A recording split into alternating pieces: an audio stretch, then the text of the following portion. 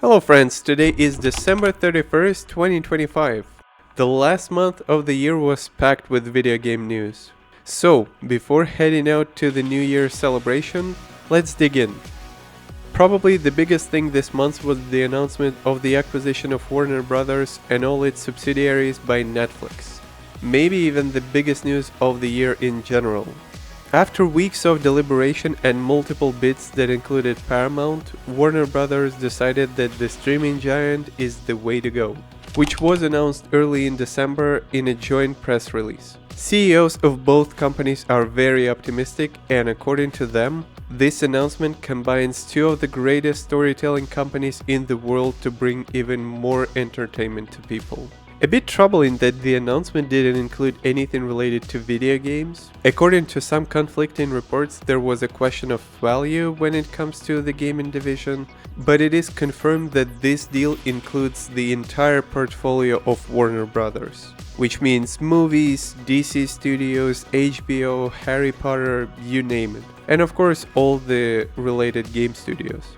As to the size of this acquisition, I'm not a huge finance guy, but to put things in perspective, Microsoft bought Activision Blizzard for reportedly $75.4 billion.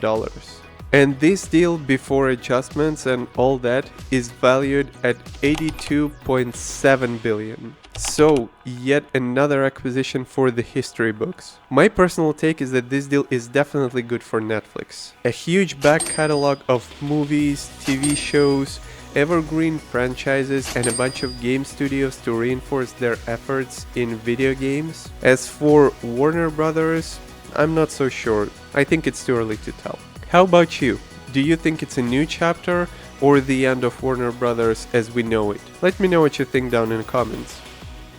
Next news on the list is that Hitman 4 was kind of announced by CEO of IO Interactive recently. During an interview with Variety, while talking about Hitman as a franchise in general, he said that, of course there will be more Hitman, but right now I think we need to get to the other side of this year. So it's technically not the official announcement yet with fancy trailers and whatnot, but it is a close second.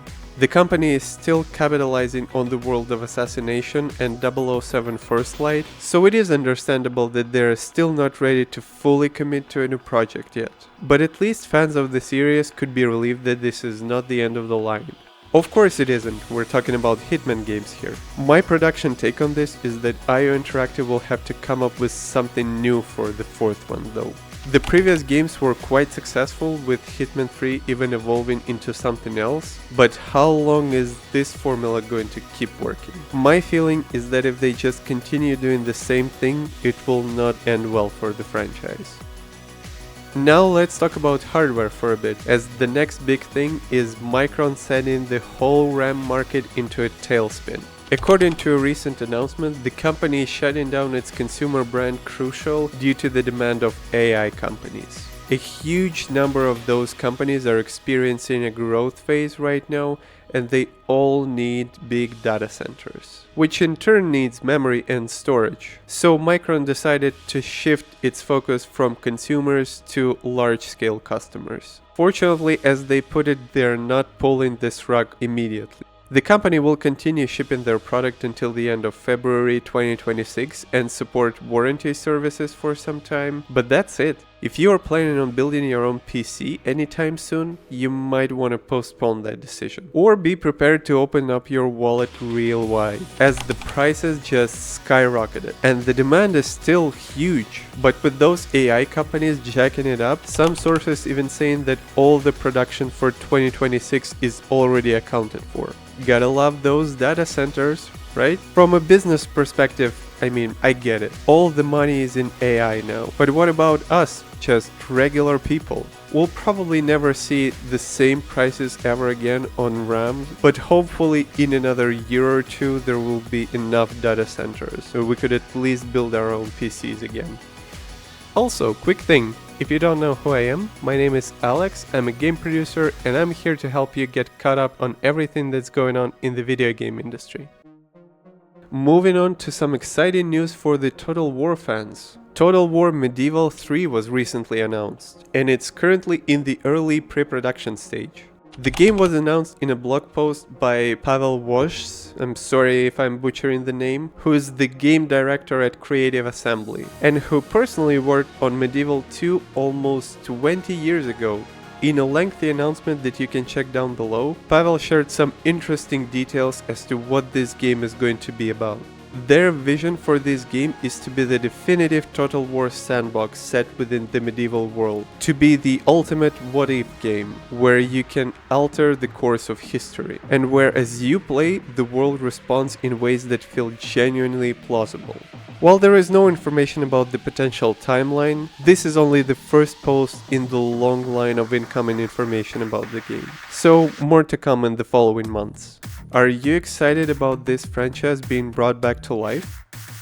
In other uncertain news, Hideo Kojima recently went on record and shared that he doesn't know if OD is going to pan out. That's at least according to a recent interview shared by Automaton. If you don't know what it is, OD is one of the latest projects a famous game director took, set to be a brand new horror experience. If you saw an ominous trailer posted some time ago, you are probably as confused as I am as to what this game really is.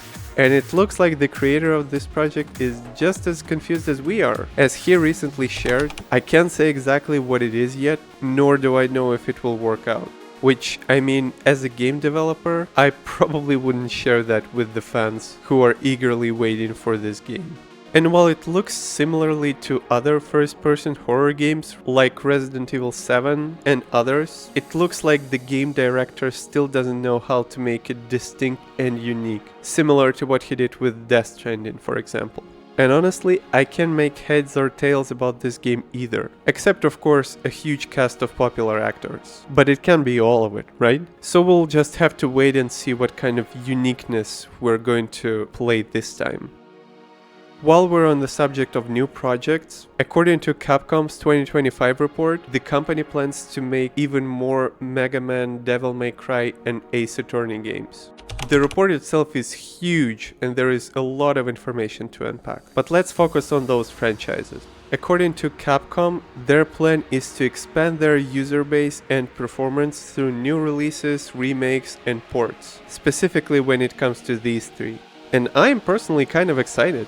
I'm not a huge fan of Mega Man, but the other two are definitely amazing. The success of this endeavor, though, is going to depend on the quality of the titles. That includes both remakes and brand new games. While remakes could be successful, they don't technically bring anything new to the table, at least in my opinion. And if Capcom wants these franchises to become their flagship IPs, they will need something big, bold, and new. And finally, let's talk about all these amazing games that were announced during the Game Awards this year. These are the games that I'm personally excited about and looking forward to. The first one on my list is Star Wars Fate of the Old Republic. Do not confuse with the Knights of the Old Republic remake currently in development at Asper. As far as I know, those are two different games. Fate of the Old Republic is a brand new project from a recently formed Argonaut Studios, with Casey Hudson at the helm of the project. If you don't know who that is, he is the guy responsible for directing some of the most popular sci-fi RPGs ever made. And that includes the Mass Effect trilogy and the original KOTOR from 2003. Except for the trailer, there is very little we know about this game so far. But we know that it's going to be an action RPG, that it is in early stages of development, and that it is a completely standalone project set in the Old Republic era. And of course, we don't know very much about any potential timelines for release. But it is very likely it's probably not in the next 2 to 3 years. Still exciting though.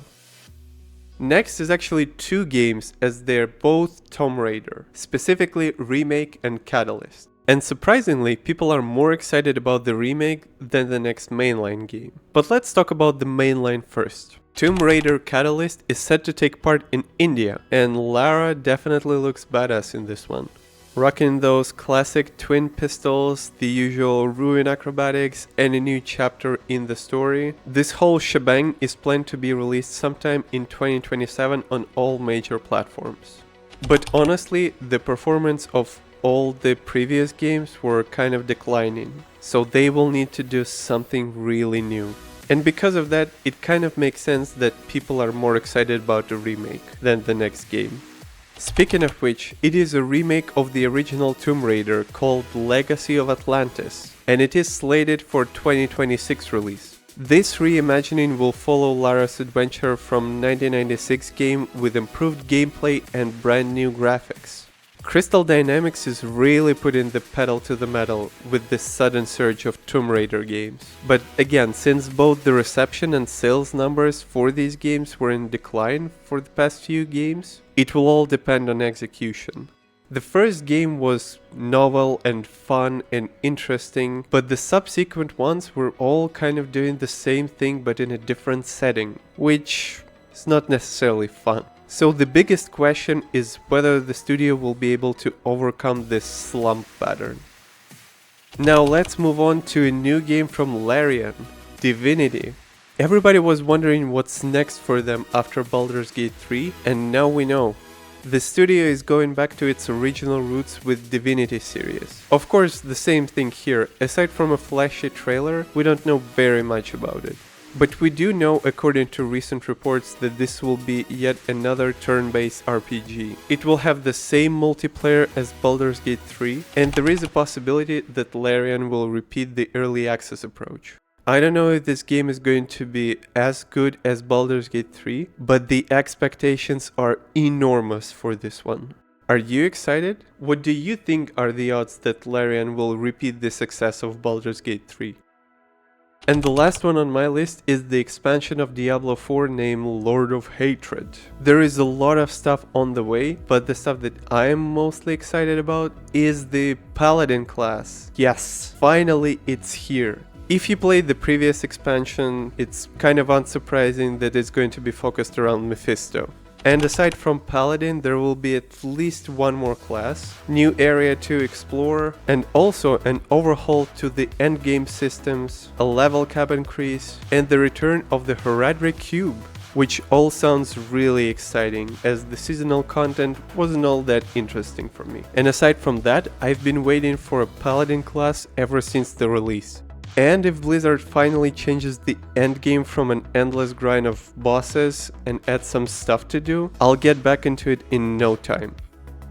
And that's all I have for you today, folks. If you want to know more, all the links are in the description. And of course, clicking the like button means the world to me and helps this channel tremendously, and brings you more and more interesting news each week. Subscribe if you are new, as I put out new videos every week. Thank you for making it this far. Have a great rest of the day, and that's Alex signing off for now. Cheers!